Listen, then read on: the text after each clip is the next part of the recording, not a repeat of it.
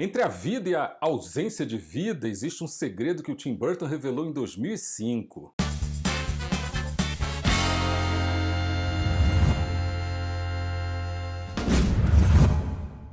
Fala, galera do bem! E é isso!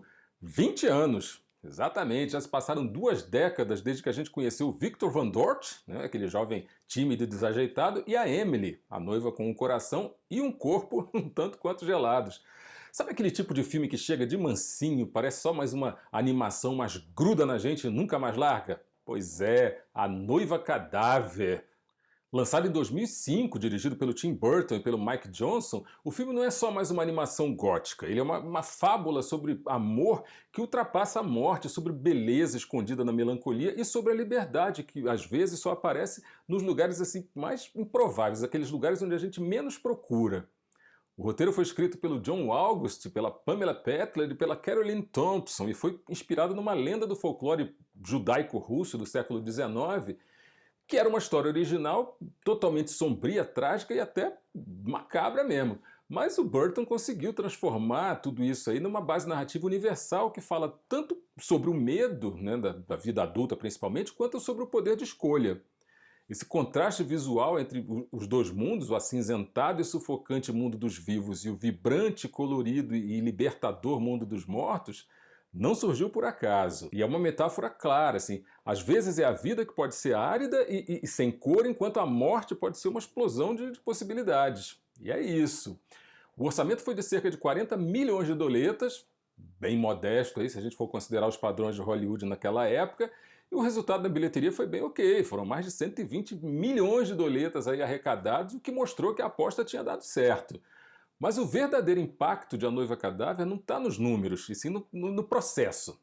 O stop motion ele não é só uma técnica, ele é um exercício de paciência, quase sobre-humana, né? Para cada segundo de tela eram necessárias assim 24 fotografias diferentes, cada uma com um movimento minúsculo dos bonecos, né, os bonequinhos mínimos. A Emily, por exemplo, ela media cerca de 20 centímetros mais ou menos, era uma armadura de metal interna, né, que é a chamada armature, e que permitia todos aqueles movimentos assim, que a gente via na tela com a maior precisão possível. Aquelas expressões faciais, né, que eram um show à parte, eram engrenagens assim, minúsculas dentro daquelas cabecinhas de silicone que permitiam que os animadores ajustassem cada microexpressão ali com uma precisão absurda. E essa foi uma inovação daquela época, sabe? A produção levou alguma coisa em torno aí de 2 anos e meio, mais ou menos, para ser concluída, né, para ser finalizada, e foi pioneira no uso de câmeras digitais de alta resolução, que foi um marco, né, para o stop motion moderno. E se a imagem é fundamental, a música é a alma. O Danny Elfman ele criou uma trilha que é praticamente um personagem à parte. Sabe, aquele piano melancólico do Victor que leva a gente direto para dentro da personalidade super insegura dele, aquilo ali é maravilhoso. E já no mundo dos mortos, o clima vira uma festa jazzística, né, com números como Remains of the Day, que acabaram transformando aquelas caveirinhas ali em dançarinos de cabaré, aquilo também foi lindo. A trilha é a cola que une esses dois mundos. Ela traduz em música todas aquelas emoções e cada momento daqueles personagens.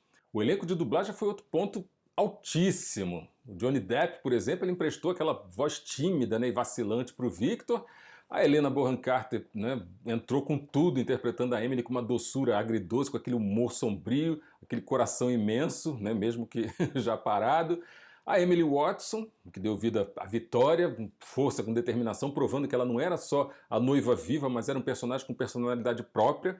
E até o Christopher Lee, né, lendário pra caramba, emprestou aquela voz imponente para o reverendo Goswells, né, dando um peso genial aí para essa animação. Apesar de tudo isso, A Noiva Cadáver perdeu o Oscar de melhor animação em 2006 para Wallace e Gromit, né, a Batalha dos Vegetais. Mas, sinceramente, o que o Burton e o Johnson conquistaram foi bem maior do que uma estatueta dourada, isso aí vocês não têm a menor dúvida, galera.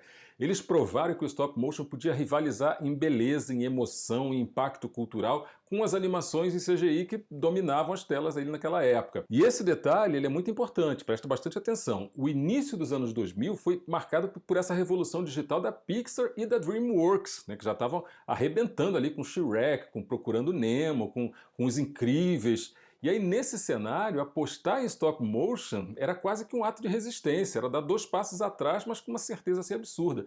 E o Tim Burton, ele mostrou que tinha espaço para uma estética artesanal feita quadro a quadro, né, e que era capaz de emocionar tanto quanto ou até mais do que as produções digitais. O impacto de A Noiva Cadáver, a galera, causou uma coisa palpável, sabe, que a gente consegue enxergar até hoje. Muitos artistas, animadores, designers, eles citam esse filme como uma referência. E não é difícil entender, sabe, a estética gótica delicada, aquela mistura entre o grotesco e o poético, o uso de cores como narrativa, tudo isso é estudado até hoje em cursos de cinema e de artes visuais também. E não é só isso, sabe? O filme ele consolidou o universo burtoniano, que já vinha dando as caras ali em obras como Edward Mãos de Tesouro, Estranho Mundo de Jack.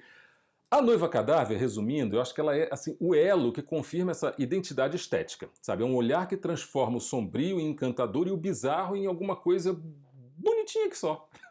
Resumindo, é isso. Rever A Noiva Cadáver hoje é que nem abrir uma janela para dentro de nós mesmos. Entre o medo, a solidão e a dúvida, o filme mostra que a vida só ganha sentido realmente, assim, de verdade, quando a gente encontra coragem para escolher. Seja pelo amor, seja pela liberdade, pela própria dignidade, enfim. Essa é a verdadeira força dessa obra. Lembrar a gente que viver é, antes de mais nada, antes de qualquer coisa, decidir. E já que a gente está falando de amor, me faz aquele carinho de sempre. Deixa uma mãozinha aí no vídeo. Considera se inscrever no canal se você não tiver inscrito ainda e clica no sininho, porque assim o YouTube te avisa todas as novidades que chegarem por aqui. Em troca, eu te prometo uma coisa: a gente se vê no próximo set. Corta!